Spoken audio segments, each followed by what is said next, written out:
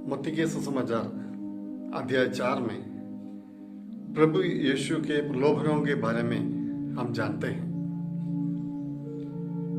40 दिन और रात उपवास करने के बाद शैतान ने प्रभु यीशु की परीक्षा ली। शैतान ने जो कार्य उस समय किया उसी कार्य आज हमारे बीच में भी कर रहा है। इसलिए हमारे लिए जरूरी है कि हम शैतान के कार्यों के बारे में अवगत हो जाएं। ये प्रलोभन आज हमारे बीच में भी है। 3 तरह का प्रलोभनों का सामना करना पड़ा यीशु को। सबसे प्रथम हम जानते हैं प्रभु यीशु के पास आकर उन्होंने कहा अगर चाहे आप आज्ञा दीजिए कि इन पत्थरों को ताकि ये पत्थर रोटी बन जाए। यानी शरीर की भूख में जब प्रभु यीशु को भूख लगी तब उन्होंने एक प्रलोभन उनके सामने रखा।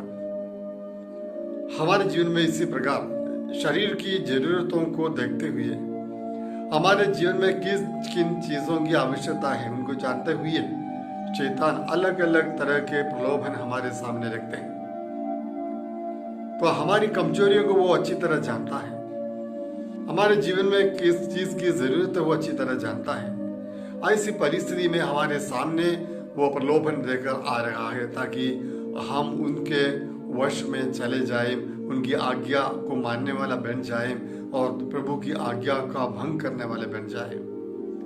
हाँ प्यारे भाइयों बहनों, उत्पत्ति ग्रंथ अध्याय 3 वचन संख्या 6 में आदिम माता पिता ने जब पाप किया, स्त्री को लगा जो फल जिसे खाने से ईश्वर ने मना किया था वो स्वादिष्ट, लुभावना और सुंदर फल था। स्वादिष्ट, खाने में स्वादिष्ट, लुभावने वाला और देखने में सुंदर। आज हमारे सामने भी इस प्रकार के प्रलोभनों को डालते हुए हमें पाप कराने के लिए शैतान प्रयास करता है। हम पाप करने से, समझौता करने से, प्रभु की आज्ञाओं के साथ हम समझौता करने से, दुनिया के लोभ मोह के साथ हम समझौता करने से हमारे जीवन में भी इसी प्रकार पाप उत्पन्न होता है। ज्यादा सुविधाएं बढ़ेगी पाप करने से या जरा सा एडजस्टमेंट करने से आपके जीवन में ये फायदा होगा, वो फायदा होगा, आपका ये दुख दर्द पीड़ा सब खत्म हो जाएगी, समाप्त हो जाएगी। इस प्रकार के प्रलोभन आज हमारे सामने प्रभु देखते हैं, आपको शैतान देते रहते हैं। पेतरुस का पहला पत्र अध्याय 5 वचन के 8 में वहां पर जो वचन बताया गया वो सही है कि वो दहाड़ते हुए सिंह की तरह शैतान विचरता रहता है। ये ढूंढता रहता है कि किसे पकड़कर फाड़ कर खा जाए, किसे फाड़ कर खा जाए। यह अवसर देखने वाला शैतान। उन अवशेष व्यक्ति इस शैतान से हमें सावधान रहना चाहिए, विशेषकर इस उपवास काल में।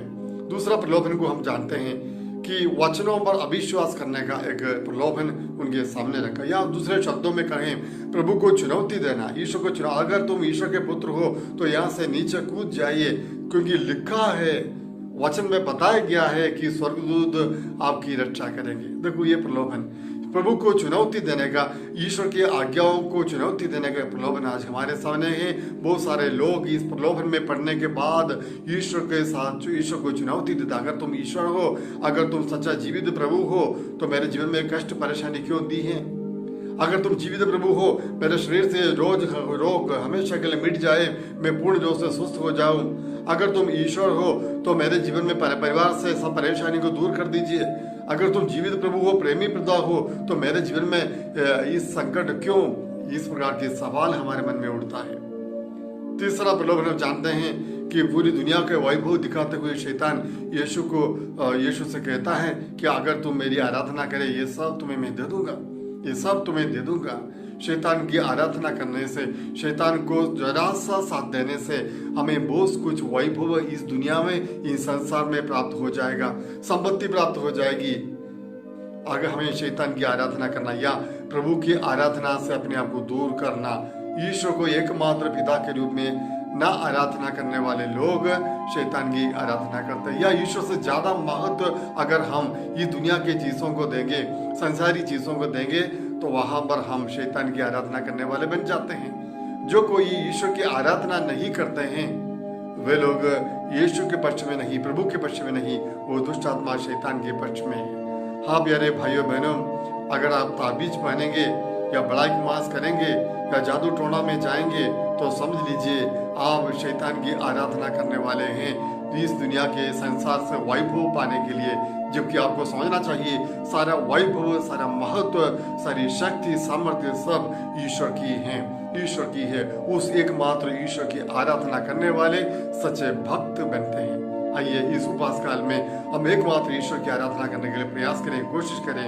सब प्रकार के प्रलोभनों को हराने के लिए हम पवित्र आत्मा से विशेष कृपा मांगे। तब की शक्ति, तपश्चर्या की शक्ति या त्याग का मनोभाव जो सैक्रिफाइस हम इस उपवास काल में करते हैं, उसका सामर्थ्य, शक्ति हमें शैतान को सामना करने के लिए, शैतान का सामना करने के लिए हमें ताकत और सामर्थ्य प्रदान करे। हम विजयी होंगे, कामयाब होंगे। हालेलुया, आमीन।